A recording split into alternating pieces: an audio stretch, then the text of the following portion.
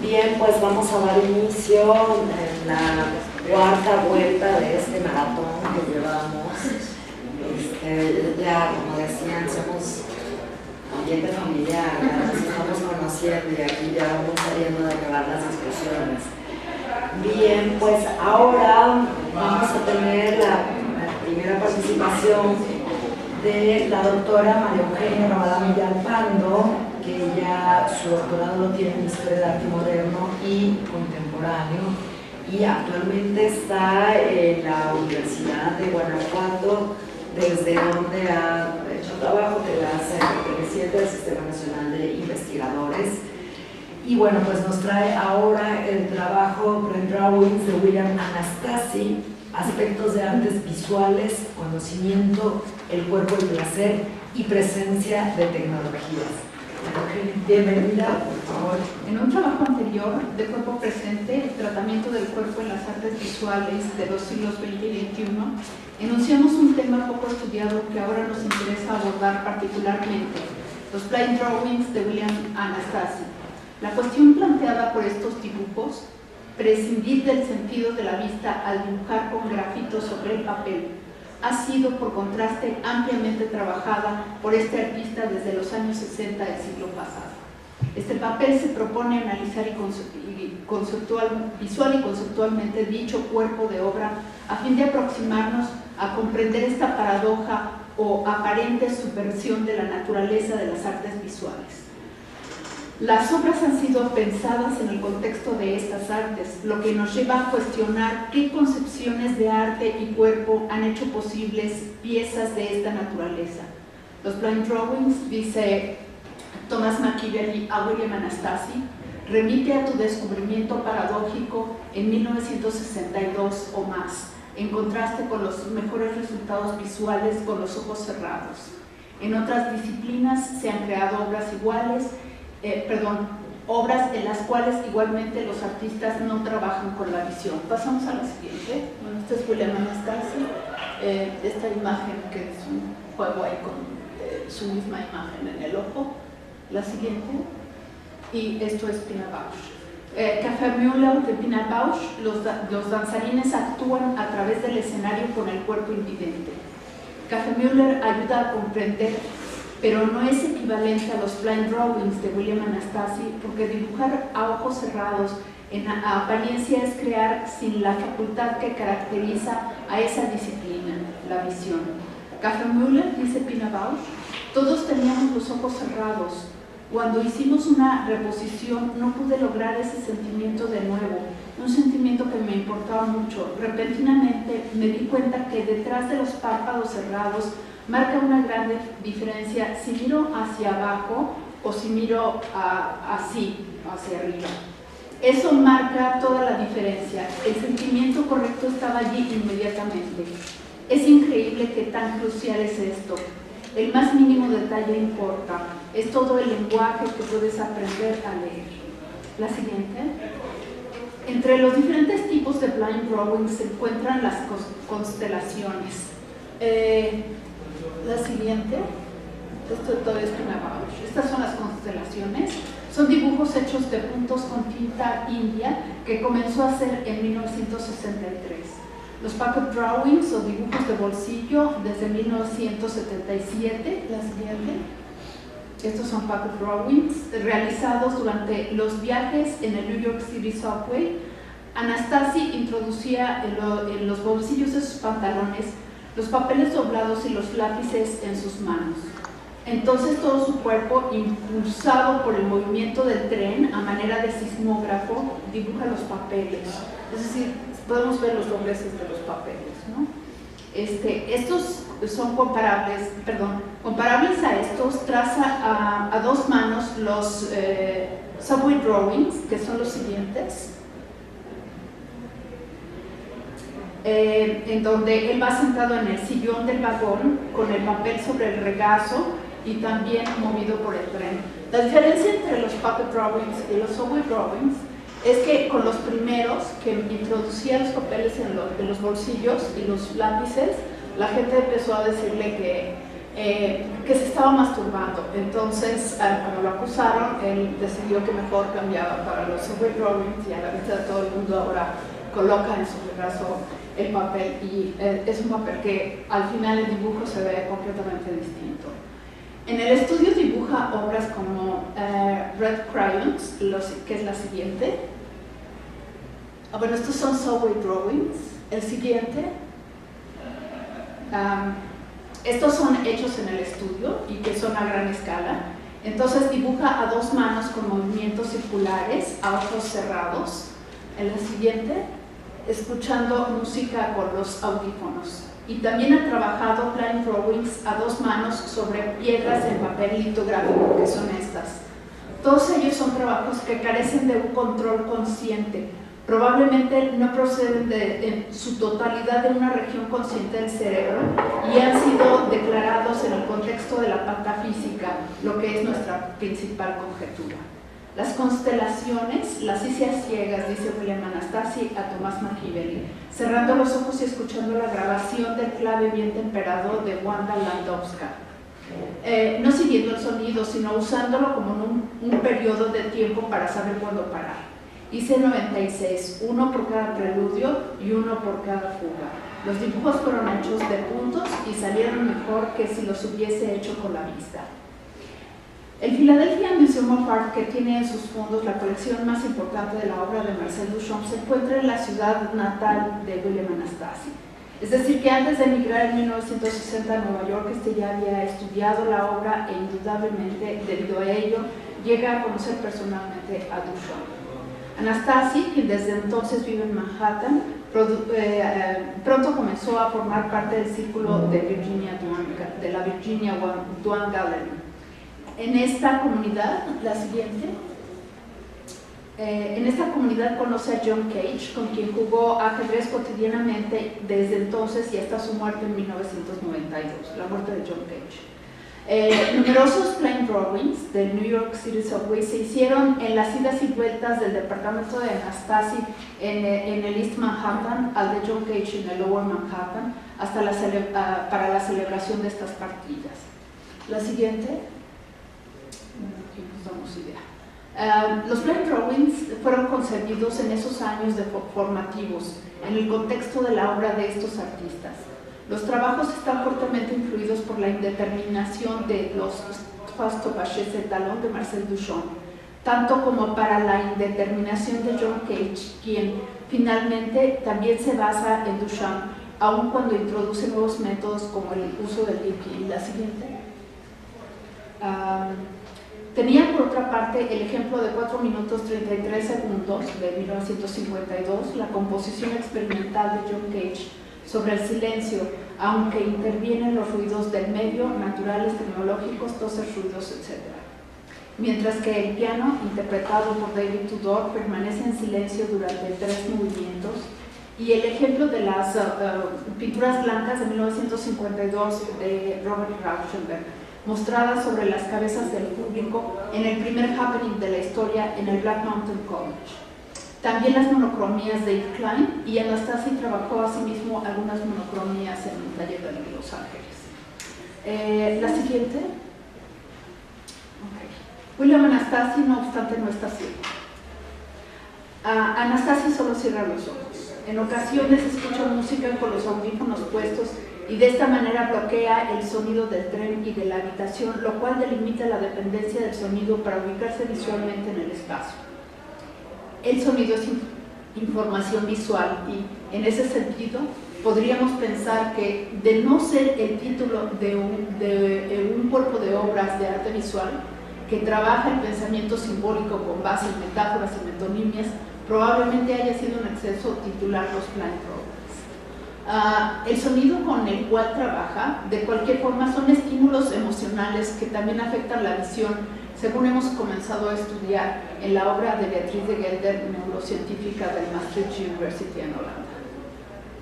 La visión es procesada por zonas inconscientes como por zonas conscientes como por zonas inconscientes del cerebro en condiciones naturales de visión, también de acuerdo con de Gelder. Por tanto, obras como las de Anastasi tienen información visual que ciertamente no están en la conciencia de su autor. Forman parte de la obra visual, pero Anastasi, a diferencia de otros artistas, en cierto grado ha hecho consciente la parte inconsciente y, a partir de esta noción, lo trabaja en el contexto de la patafísica, la ciencia de las soluciones imaginarias. De ahí la posibilidad de crear una obra de arte visual a ciegas. Durante la obra, Anastasi se permite interrupciones en las cuales abre los ojos, como cuando al parar el metro en la estación verifica tener suficientemente grandes las puntillas de los lapiceros. Los dibujos son hechos a dos manos y luego, al acelerar nuevamente el tren, vuelve a cerrar los ojos para seguir dibujando. Esos trabajos, por tanto, contienen información visual acumulada. Por décadas ha visto el resultado de sus dibujos y, aunque no hay dos dibujos idénticos, el resultado de un nuevo trabajo no será para Anastasi una obra completamente desconocida.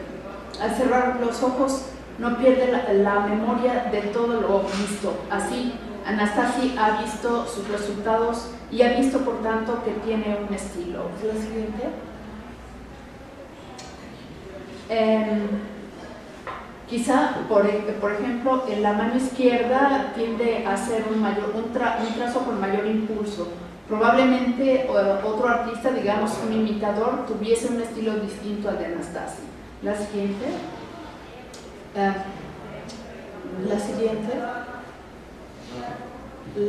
Estos son los cuadros blancos de Rauschenberg. Esto es la obra de Yves Klein. Estas son otras monocromías de Anastasi. Y volvemos al metro, una más y una más.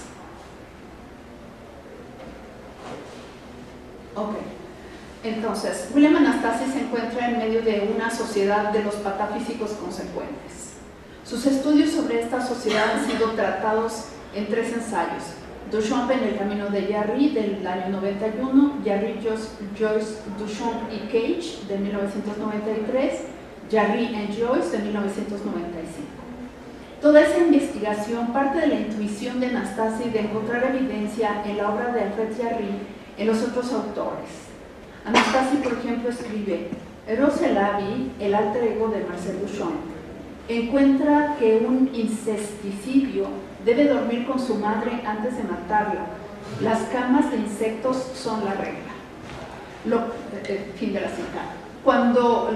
Lo que Anastasi encuentra en esta declaración es la referencia de El amor absoluto, la novela corta de Jarry, que trata el incesto de Emmanuel con su madre, a quien enseguida asesina, y la idea de insecto reflejado en el espejo durante el acoplamiento que tiene el episodio, que en consecuencia lleva a Duchamp a combinar incesto con insecticida.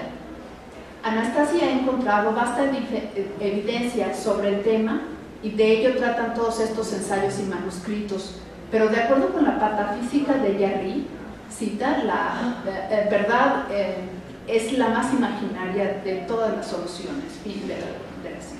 Anastasi, al crear los blind drawings, se comporta como patafísico.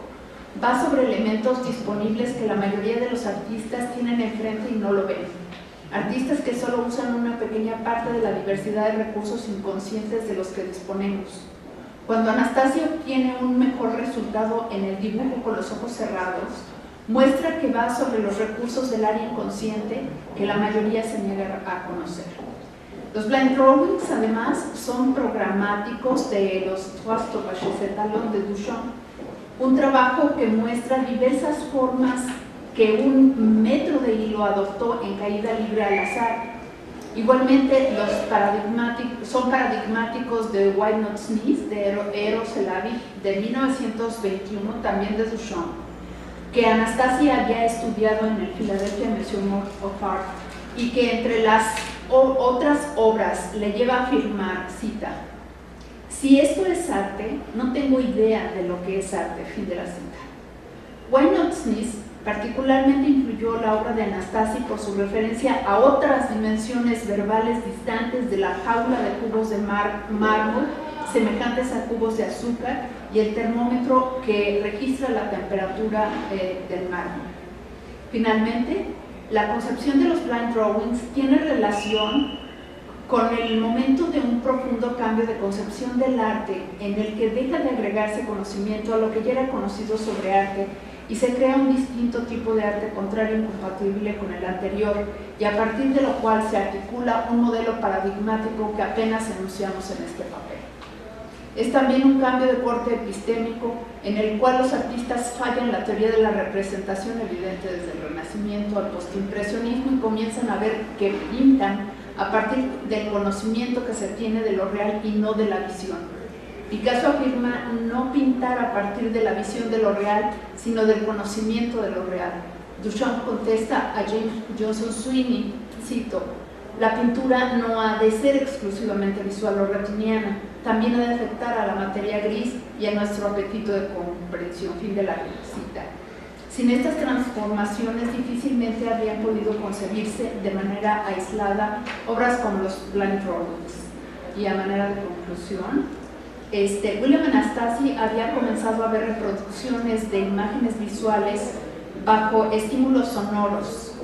Eran ilustraciones sustraídas de los libros Esquira que él solía adquirir y luego colgar en los muros y potenciar la experiencia visual con la sonora, según conversa con Thomas Machiavelli. Le pregunta Machiavelli: ¿leías libros de arte en Filadelfia en ese tiempo? Y Anastasi contesta: no, pero a mediados de los años 50 compraba los libros Esquira, todos los que podían caer en mis manos en Filadelfia, todo desde Lascaux hasta Mondrian. No los leía, pero los rasgaba en pedazos y montaba las reproducciones de color de cartón. Literalmente cubría todo hasta el cielo, todas las paredes de cada habitación, la cocina, el dormitorio, la sala, el comedor, 100 y más imágenes en cada habitación. Descubrí que escuchando música repetidamente, podía decir Mozart o Beethoven, solo incrementaba mi amor por eso.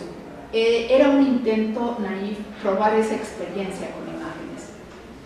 Esta afirmación, que en un momento Anastasi ha considerado naif, es próxima a lo que los neurocientíficos como Beatriz de Gelder están tratando dentro de los estímulos que llevan la información visual a las áreas inconscientes del cerebro. El cuerpo del artista, en la concepción de William Anastasi, no solo es la de un sujeto cognoscente, sino la de un sujeto patafísico que, a diferencia del científico, nada tiene que comprobar. Anastasi ha sido un artista visual altamente intuitivo para mostrar aspectos del cuerpo y de la concepción del arte que la mayoría de los artistas no quieren ver, que forman parte de sus propios recursos. Y ya está, gracias.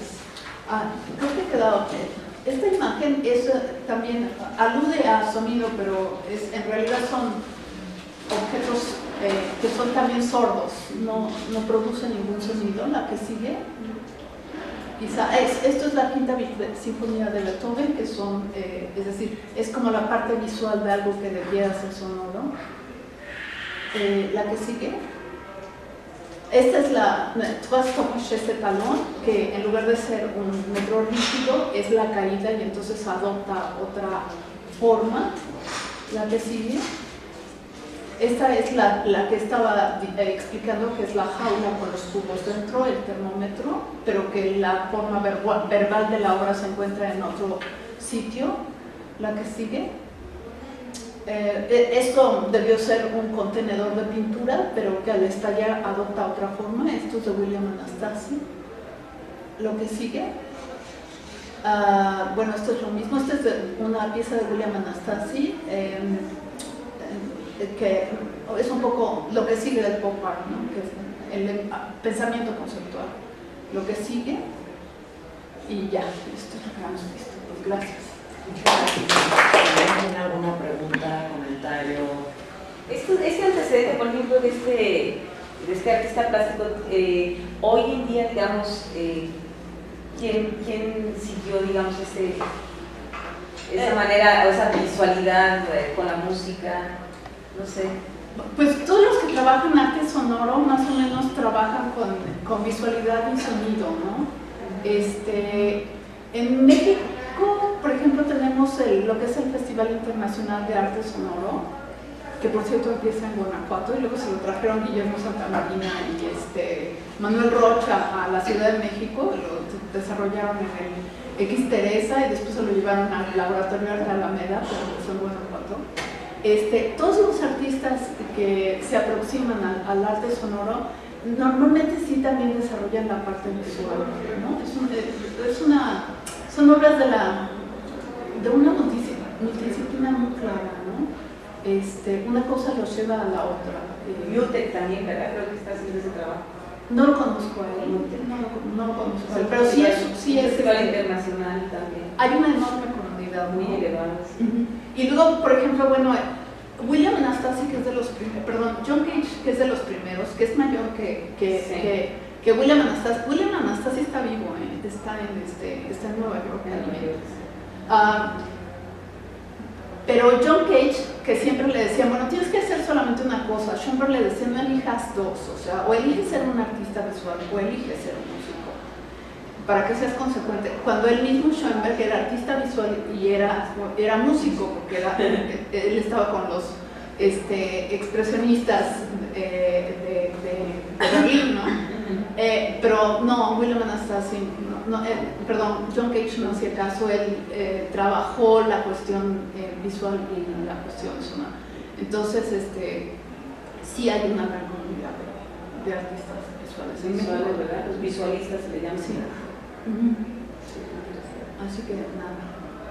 Igual sería muy interesante preguntarse en términos, bueno, ya que mencionas algunos experimentos o investigaciones desde las neurociencias, para preguntarse qué puede querer decir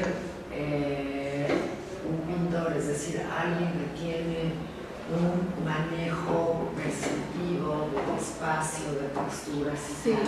¿Qué puede querer decir que pinte con los ojos cerrados, no? Exacto. Porque obviamente la concepción de la... Es decir, yo ni con los ojos abiertos podría pintar, o sea, algo siquiera parecido, ¿no? Entonces, ¿qué quiere decir los ojos cerrados para alguien que tiene un conocimiento perceptivo como el que se desarrolla o como el que desarrollan los pintores, ¿no? Pero esa parte es que yo creo que en ese sentido yo no estoy de acuerdo contigo, es decir, yo creo que en todos está la capacidad que podamos hacer un tipo de trabajo así, ¿no? Con los ojos cerrados, ¿no? Con los ojos cerrados. Entonces eso es lo interesante, que quedan abiertos los caminos para la creación, independientemente de que uno sea un artista formado, que uno tiene capacidades creativas, ¿no? Que por lo general las tenemos ahí como de lado. Pero todos estos artistas yo creo que abrieron mucho el camino para que todos nosotros de alguna manera pudiésemos, no porque vamos a ser artistas, sino porque tenemos capacidad creativa, ¿no? Entonces, sí, además que sí creo que parte importante de lo que puede decir adquirir una habilidad, sobre todo en términos de arte, es justamente un desarrollo de la percepción. Un desarrollo de la percepción que alguien que trabaja con formas, figuras, espacios, texturas y tal, lo desarrolla de una manera distinta a alguien que no lo hace. Sí. ¿No? Entonces, indudablemente para esta gente cerrar los ojos no es lo mismo que para alguien que no ha tenido, porque la percepción se vuelve una habilidad en ese, no es lo mismo para, claro, saber mirar ciertas cosas o saberse mover en el espacio de determinada manera y tal. Entonces, por eso también llama la atención, que puede querer decir pintar con los ojos cerrados. Alguien que tiene una habilidad que ha ido adquiriendo con el tiempo de manejar. Ahora, ahí lo interesante es bloquear el raciocinio, bloquear la razón, ¿sí? Para empezar a trabajar con todos los, ¿no? En ese sentido, muchas veces los artistas envidian la posición de los que no son artistas, que quisieran no tener ciertas habilidades desarrolladas, sino que ir un poco más a lo más primitivo, a lo que no ha sido, a lo que es más fresco, y ya no pueden a la caída libre a las artes, ¿cierto? Sí, la caída libre a las artes. Sí, eso es lo interesante, es que se nos ha dicho que el metro tiene que ser esta barra de platino que está bajo condiciones especiales de temperatura y de humedad para que no cambie la dimensión, ¿no? Y así es el metro. Entonces, ¿cómo podemos ver que el metro no necesariamente es así? Es decir, ¿cómo podemos movernos hacia otro lugar? Eso es lo interesante de todos estos patafísicos, ¿no? ¿Cómo puedo hacer un dibujo que no sea a ojos abiertos? Es un poco lo que ella está hablando sobre la sobre estética. Ajá. Creo que es por ahí, ¿no? Hay algo de eso, ¿no? Hacia el interior, esta mirada hacia el interior, más que... Sí. Bueno, la que trabaja, lástima que no vino Alejandro Olvera, pero Alejandro Olvera trata, que estaba programada para esta mesa, ella trabaja viendo hacia adentro, la danza. O sea, la mirada no va hacia afuera, sino que la conecta hacia adentro, el sonido lo conecta hacia adentro también, y así en esas condiciones de estados segundos baila. Entonces, ¿Es Alejandra qué? Olvera, y ella es de la Universidad Nicolaita. Pues entonces vamos a continuar con Beatriz Elena Múnera Barbosa. Ella es doctora en Bellas Artes por la Universidad Complutense de Madrid. Si bien se desarrolla en la Universidad de por aquí la tenía aquí, es profesora titular en la tecnología de la imagen fotográfica de la Facultad de Arte y Diseño de la Universidad Jorge Tadeo Lozano en Bogotá, Colombia.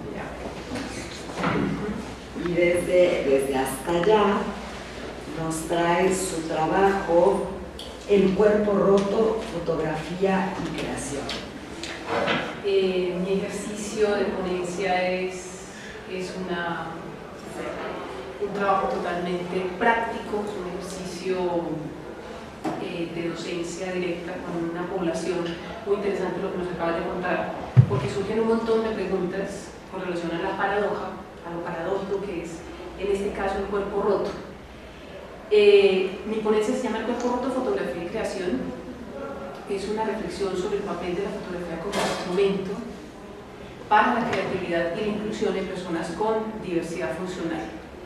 Este es un ejercicio práctico, como les digo, o sea, podemos hacer toda la hermenéutica que quiera, pero fue un ejercicio de desarrollo a partir de una gran preocupación que era la accesibilidad de la herramienta fotográfica para poblaciones en riesgo. Es decir, si yo tengo un accidente de tráfico y quiero ser fotógrafo porque se me da la gana, pues la sociedad, sobre todo la nuestra, no sé en México cómo esté avanzado en ello, simplemente no cuentas con los recursos para hacerlo.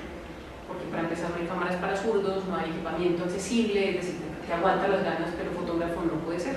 Entonces un poco era a partir de desde los derechos humanos. O sea, si yo quiero estudiar, si yo quiero educarme, si yo quiero crear, debo o puedo, o sería importante que pensáramos el tema de lo accesible, no solamente desde lo físico, que también es el escalón, ¿no? Pero que pasa por eso de pensar cómo creo, cómo hago, ¿no? Esto no es paradójico en el sentido de que me vendo los ojos, es decir, es que voy en silla, con lo cual, ¿cómo lo hago? ¿No? La experiencia de enseñar a un grupo de personas, trabajé 5 años en Madrid con 11 personas que se decantaron por lo fotográfico como una posibilidad de crear, ¿no? Y les voy a leer para no irme por las ramas y más bien si hay alguna cosa que lo conversamos más adelante. El trabajo con este grupo de personas cambia la percepción, que es una palabra que has dicho mucho, que me parece totalmente pertinente desde la subjetividad de la creación, pero también en mí, como supuestamente profesora de este grupo de personas, que se tenía del uso de la herramienta fotográfica. O sea, elegí ser fotógrafa hace muchísimos años, pero nunca me había visto abocada a estar en el aula resolviendo temáticas diversas con un grupo particular como este. La técnica fotográfica con las nuevas tecnologías digitales es utilizada en muchos ámbitos, pero todavía no está suficientemente aplicada como herramienta que sirva o que permita promover la creatividad, potenciar la inserción en colectivos en riesgo de exclusión, por supuesto. La fotografía permite la intervención social, la comunicación, la visibilización de una realidad que la mayoría no ve, que no vemos, porque nunca vemos a la gente rodando por las calles. Personas diversas funcionales, que son PDF, que entre otras cosas suena bastante gracioso, pero es persona con diversidad funcional, Este es un término que quiero aclarar porque se llama diversidad funcional, partiendo de un nuevo movimiento que habla de la discapacidad, incluyéndonos un poco todos en ese paquete. Es decir, antes, por lo menos en el lenguaje común, siempre se ha hablado de la discapacidad, por lo menos en Colombia, desde un lugar muy peyorativo para denunciar al otro, ¿no? El cojo, el tullido, el que no es capaz, etc. Y resulta que esto que surge de los países del norte de Europa, hablar de diversidad, es decir, todos somos diversos funcionales, ¿cierto? Tener algunas convenciones sociales más aceptadas que otras, tener gafitas, tener auriculares, tener un marcapasos, en fin. Resulta que la prótesis, mientras más grande es, más marginalidad produce. Entonces, en esa medida, tener una silla de ruedas, rodar con la silla, pues hace que estemos o que estén en un lugar de exclusión mayor, ¿no? Personas con diversidad funcional, es decir, movilidad reducida, tipo personas con las que trabajé no tenían otras enfermedades añadidas, es decir, tenían, como ellos mismos dicen, la silla debajo del culo, como dicen los españoles, pero la cabeza muy bien amoblada, ¿no? Con lo cual, en ese sentido, éramos iguales, ¿cierto? Desde su punto de vista académico y tal, pero en términos generales, lo que hacía distinto era el dispositivo, la prótesis añadida al cuerpo para X cosa. La mayoría,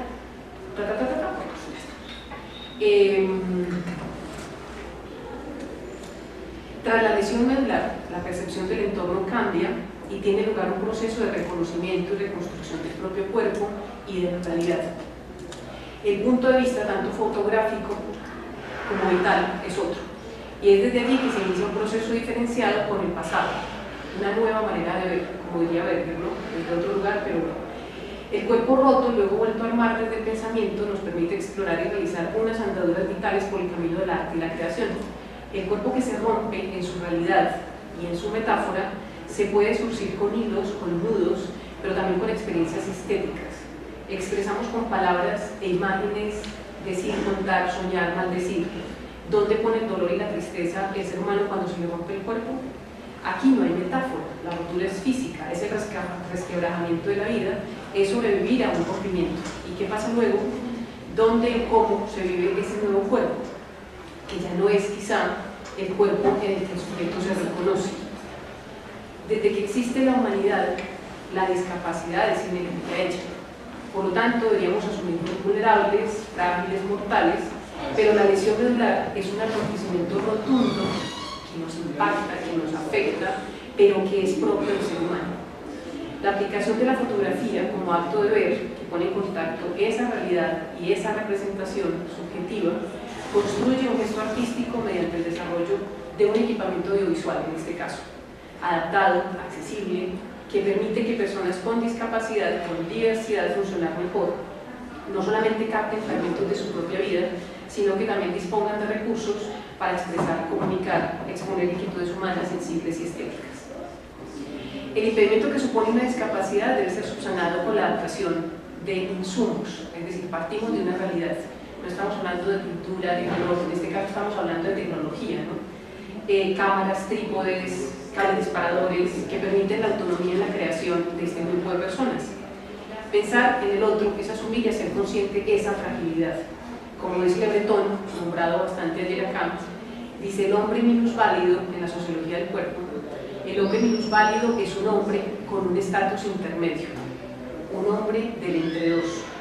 El malestar que genera se relaciona también con esa falta de claridad que rodea su definición social. No es enfermo ni goza de buena salud, no está muerto ni totalmente vivo, no está fuera de la sociedad, pero tampoco está dentro de ella.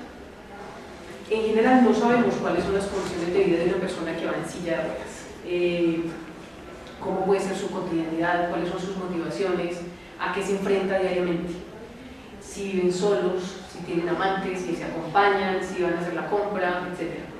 Si reciben ayuda o no. Solo sabemos que, o suponemos que hay una enorme vulnerabilidad en ese ser. Si desarrollan una actividad profesional, si practican algún deporte o simplemente si pueden de manera autónoma recorrer la ciudad y vivir como cualquiera de nosotros en pleno derecho. Ellos siempre dicen 15 centímetros en un escalón. A usted no le supone nada, pero para mí es un abismo o es una pared. Yo simplemente por ella no puedo pasar. Este desconocimiento en nosotros, en los otros, genera en muchas ocasiones actitudes y comportamientos injustos, la gran mayoría. aparte de que se les señala, como no queremos vernos así roto, inmóvil, comentarios inadecuados surgen con gran facilidad. Es común decir, ver cuando uno va rodando por ahí, que la madre le dice, mire, si usted conduce mal, si se emborracha, mire lo que le va a pasar, cerca al lado del que va en la silla, que posiblemente lo que iba era cruzando por el paso de peatones y se lo llevaron por delante, con lo cual es un señalamiento de así no podemos llegar a ser, por favor, ¿cierto? Eso es como lo que se evidencia socialmente. Y se entiende que las personas con alguna discapacidad, bueno, ya lo he dicho, ¿no? El riesgo que supone esa doble exclusión, si se es mujer todavía es mayor la exclusión, si aparte va sencilla. Fotografía y creación. Luego de padecer la lesión, la percepción del entorno cambia, se inicia un proceso de reconocimiento, de reconstrucción de ese yo, de ese propio cuerpo de la realidad. El punto de vista fotográfico cambia, ¿no? El punto de vista tanto vital como fotográfico en este caso cambia, y es esa reconstrucción en la que yo entro como qué hacemos con la fotografía aquí y cómo lo vamos a ver. Esto fue el desarrollo que se hizo en la Fundación para Lesionados Medular en Madrid, que recoge realmente en un momento ya de bastante elaboración de las personas con la discapacidad que habían pasado por el Hospital de Toledo, por distintos sitios, es decir, ya se habían asumido con la limitación de la movilidad, ¿cierto? Entonces hay un montón de estadios, esto no puede estar pasando a mí, en China tiene que haber una vacuna que me quite esta vaina, tenemos que ir, vamos, entonces se gastan todos los cuartos en esas mágicas posibles soluciones, ¿no? Entonces cuando ellos llegan a este sitio, ya hay un poco de conciliación consigo mismo y con su serenidad. Entonces, bueno, yo ya estoy aquí, ¿ahora qué hago? ¿No? Entonces aparecen cosas como quiero hacer fotos, yo quiero hacer fotos, ¿cierto? Y entonces ahí estaba la muchacha intentando armar eso con la individualidad que cada uno supone, ¿no? Porque hicimos un proceso de diagnóstico, porque está claro que aunque tengas una lesión C6, C7 o etcétera, no es lo mismo en el cuerpo del otro esa misma lesión, es decir, algunos pueden levantar las manos, otros no. Yo siempre dije, no, menos mal que nos tocó la época digital, porque si me hubiera tocado intentar levantar una cámara análoga de 1,5 kg, pues hubiera sido imposible, ¿no? Con lo cual, esos son como las potencias y los recursos de este momento maravilloso que nos está tocando vivir, que tiene que ver con la tecnología, ¿no? Dicha práctica entonces nos permitió, además del ejercicio de expresión artística y comunicativa, también utilizar la fotografía para evidenciar o para visibilizar, ¿no? El grupo de personas tenía un interés permanente por el mundo de la fotografía, o sea, cuando yo nos encontramos, digamos, algunos habían hecho fotos, pero no tenían un bagaje relativamente cercano unos de otros de formación. Algunos habían revelado rollos en blanco y negro, pero no era lo usual, o sea, cada uno tenía, pues mira, la cámara del celular, con esa ¿qué podemos hacer? ¿No? O sea, que hubo que partir de distintos procesos. Nos juntaban las ganas de crear, y una de mis grandes preocupaciones era que no nos juntemos para hablar de discapacidad, sino que nos juntemos para hablar de carteles son o de la fotografía, etc.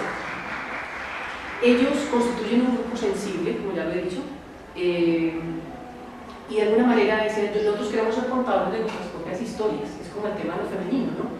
Hasta hace muy poco éramos contados por ellos, ¿no? En este momento las mujeres no quiero contar mi historia, un poco les pasa a ellos. Podemos ser voceros, podemos ser contadores también de lo que nos pasa y lo que sentimos y demás. El vínculo fotografía-lesión medular me pareció a mí una alianza importante, porque ellos son muy cercanos a lo tecnológico, potente y totalmente contemporánea. Igual ellos podían ver pintura, podían ver grabado, podían hacer otras cosas, pero la fotografía fue como el interés. Y dotar de conocimientos en recursos audiovisuales a este grupo de personas, pues era interesantísimo porque todos tenemos cosas que contar. O sea, yo ahí estaba facilitando una tarea, pero no está diciendo que usted tiene que contar esto o lo demás, sino qué quiere usted hacer con esa herramienta que es la cámara. La fotografía es muy usada en la vida cotidiana, ustedes saben mejor que yo eso y los jóvenes, por supuesto. ¿Quién no hace fotos con un celular? ¿Quién no documenta? ¿Quién no está en las redes sociales? O sea, estamos casi que evidenciados o somos porque aparecemos en ese montón de espacios posibles de la tecnología. Pero todo ello, digamos que tantos recursos no llega a incidir en poblaciones en riesgo, ¿no? Con la preocupación, digamos que la hipótesis del estudio era pensar, bueno, ¿hasta dónde podemos llegar utilizando esto que tenemos en la mano, que está ahí? Y hay un grupo de gente que quiere crear, que quiere hacer, entonces es como juntar esas dos circunstancias a ver hasta dónde nos llegamos. Bueno, el trabajo docente, las actividades, los recursos técnicos y la enseñanza de unas mínimas solvencias plásticas y estéticas permitieron pues, que se les acompañara en la producción. Esto fue un desarrollo partiendo, como les decía hace un momento, de los derechos humanos, ¿no? Y también como el derecho a la educación. Es decir, si yo quiero hacerlo, si yo quiero formarme, pues me parece pertinente y necesario poder hacerlo. El diccionario enciclopédico SPAS habla de la educación especial, entendiéndola como la que reciben las personas que por padecer alguna deficiencia física o psicológica así lo precisan. El colectivo que forma parte de ese trabajo son personas con unas circunstancias, digamos, especiales, ¿no?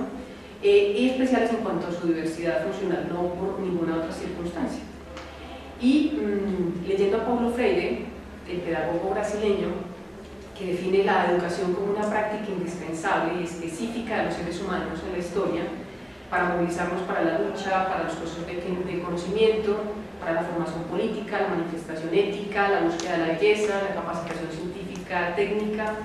Dice Freire también, aprender y enseñar forman parte de la existencia humana, histórica y social, igual que forman parte de ella la creación, la invención, el lenguaje, el amor, el odio, el asombro, el miedo, el deseo, la atracción por el riesgo, la fe, la duda, la curiosidad, el arte, la magia, la ciencia, la tecnología. Estamos inmersos en lo uno o en lo otro y todo es viable y posible desde la educación. Nos convencimos de que era necesario cruzar eso con la educación y de la necesidad de que esto hiciera viable la inclusión, ¿no? Se desarrolló un ejercicio muy integrador, es decir, donde el conocimiento circulara de manera pues, muy transversal, o sea, no era en ningún caso yo la que supiera, porque de hecho era seguramente la que no sabía, pero que eso también se concretara en el objeto mismo fotográfico, es decir, no era la tertulia absoluta sobre la imagen, sino bueno, aquí están fotos, desarrollar un portafolio, desarrollar un book con los intereses propios y bueno, poder publicar, poder hacer una página web, etc. Educar entonces es transformar, es una inversión en recursos, en valores y en potencialidades. La educación en fotografía como herramienta social es un trabajo que nos ha permitido realizar todo ese tipo de cosas con el grupo de participantes, descubriendo cada uno capacidades bien distintas que a lo mejor hasta ese momento tampoco se conocían. Entendemos por ese término de educar el desarrollo en múltiples direcciones, sociológicas, culturales, diversidad en el término de lo étnico, etc., mediante el cual la transmisión de conocimientos, valores, costumbres, formas de actuar era una meta, ¿no? Socializar todo eso que pasaba por nuestras cabezas, por la de ellos, por supuesto, a la manera de colectivo, es decir, ellos tenían un lugar común que era una discapacidad, pero no, cada uno era una individualidad, por supuesto, y una subjetividad distinta.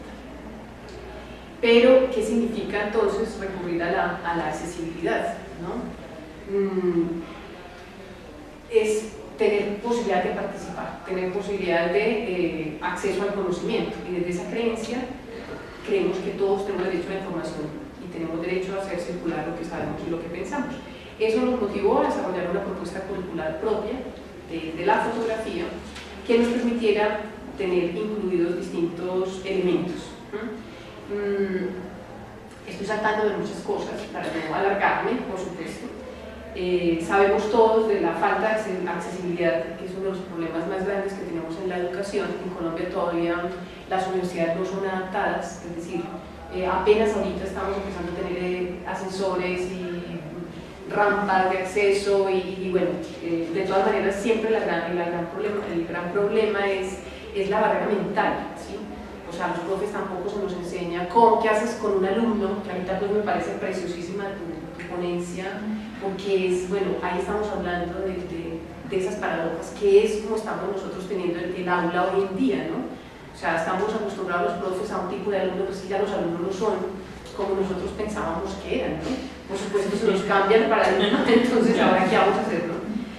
Bueno, se desarrolló una asignatura que se llamó Fotografía para la Diversidad Funcional, donde tuviera parámetros básicamente accesibles, ¿no?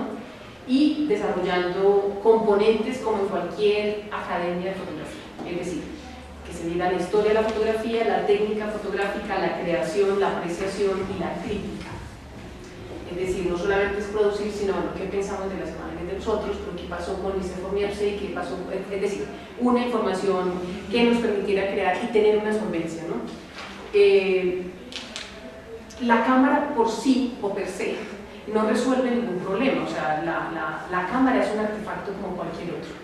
Es una, o sea, esto también tiene mucho de Paul Virgilio, de eso de que la cámara nos muestra, la fotografía nos ha enseñado, o muchas de las cosas que sabemos las sabemos porque las hemos visto en las fotos, ¿no? En este caso digo que pensar ese cuerpo con esa prótesis un poco cyborg, como decía ayer, bueno, como se ha dicho muchísimo en el Congreso, que es un poco mis chicos cojos, como ellos se denominan, ¿no? Los cojos y los andantes, pues tienen mucho de cyborg, ¿no? Yo no es que yo puedo ver hasta ahí, pero este teleobjetivo sí que me permite extender la mano hasta más allá, ¿no? Poder ver eso que de otra manera no podríamos ver.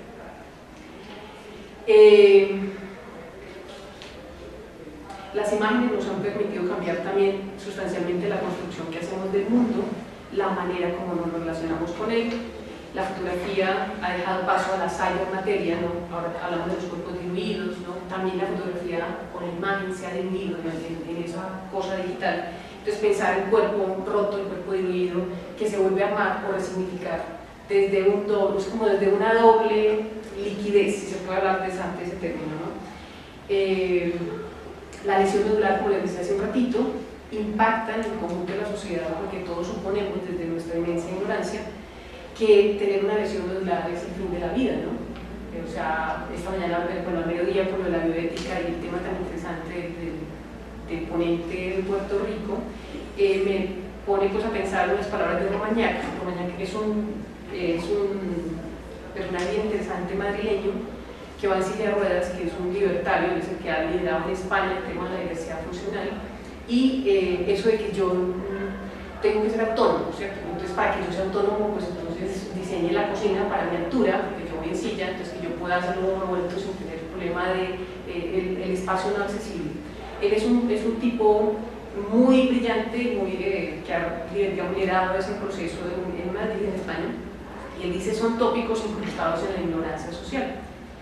Se estigmatiza el cuerpo lesionado, como diría Breton, que si nos quedamos solo con la imagen de Breton, hablamos de ese ser extraño ahí medio minotauro, medio cyborg, pero no un personaje que siente, que percibe, que ama y que le duele todo igual que al resto de la humanidad, ¿no? Sin embargo, es una gran sorpresa, ¿no? El encuentro con el otro, y el cuerpo para nosotros es el cuerpo roto, digamos, nos aparece como un cuerpo inerte, que está carente de sexualidad o de sensualidad, y pues nada más lejos de la realidad, ¿cierto? Digo que el desconocimiento pues nos habita, y esa distancia con el otro diferente es el primer tapujo, la primera barrera que habría que cambiar, ¿no? Voy a saltarme todo eso, voy a terminar con un texto de Paul Rosenfeld que dice: la vida siempre aparece plenamente presente a lo largo de la epidermis de sus cuerpos, la vitalidad lista para ser apresada entera al fijar el instante. Al registrar una breve sonrisa de fatiga, una contorsión de la mano, el fugaz paso del sol entre las nubes.